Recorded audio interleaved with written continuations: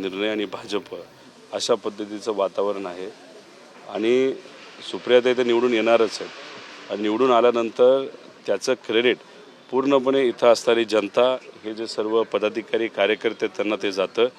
गेल्या अनेक वर्षांपासून यांनी पक्ष इथं बांधलेला आहे, मित्र पक्षाला आता मदत केलेली आहे, त्यामुळे कुठेही क्रेडिट हे मला जात नाही. फक्त कोणाला काय अडचण असेल तर मग चर्चा करण्याची जबाबदारी माझ्यासारख्या कार्यकर्त्याला दिलेली आहे, पण क्रेडिट पूर्णपणे इथं असणारी जनता आणि पदाधिकारी कार्यकर्त्यांना जाणार आहे.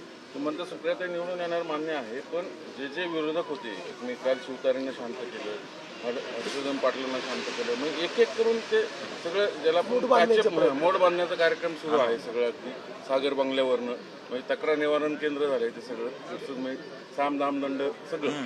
ते तक्रार निवारण केंद्र झालंय का कुठंतरी काही गोष्टी देण्याचं केंद्र झालेलं आहे.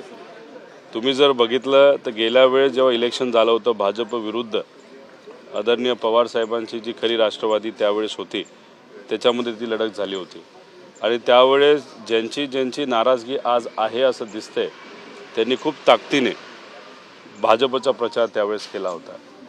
यंदा आपण जर बघितलं तर ज्या पद्धतीने भाजप वागलेला आहे, कुटुंबानी पार्टी फोडलेली, तर भाजपचे अनेक मतदारसुद्धा यंदा भाजपला मतदान करणार नाही ना. पुरस्कृत जो कुठला पार्टी असेल अजितदादांची, त्यांना ते मतदान करणार नाहीत.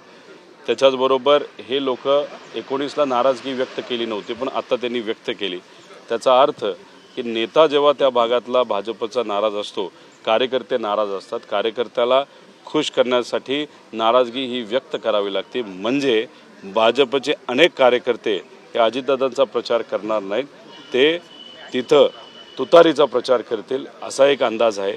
त्यामुळे आमचा हार्डकोर जो मतदार आहे, ज्यांच्यामुळे गेल्या वेळेस आम्ही निवडून आलो, त्याच्यात भाजपने केलेली जी की कृती आहे पक्ष फोडण्याची, त्याच्यावर नाराज असताना त्यांचा मतदार, त्याच्याचबरोबर हे मोठे नेते जे नाराज आहेत त्यांचा जो मतदार आणि कार्यकर्ता, याच्यामुळे सुप्रियाताईंचं लीड कमीत कमी 2.5 लाख यंदाच्या वेळेस असणार आहे असा विश्वास आम्हाला वाटतो. पुरंदरमध्ये प्रचार करताय दादा, आज शिवतारे बापूंनी कालपर्यंत भूमिका होती की निवडणूक लढवणार, अजितदादांविषयी त्यांनी खूप मोठी टीका केली होती, पण त्यांनी आता यू-टर्न घेतलेला आहे.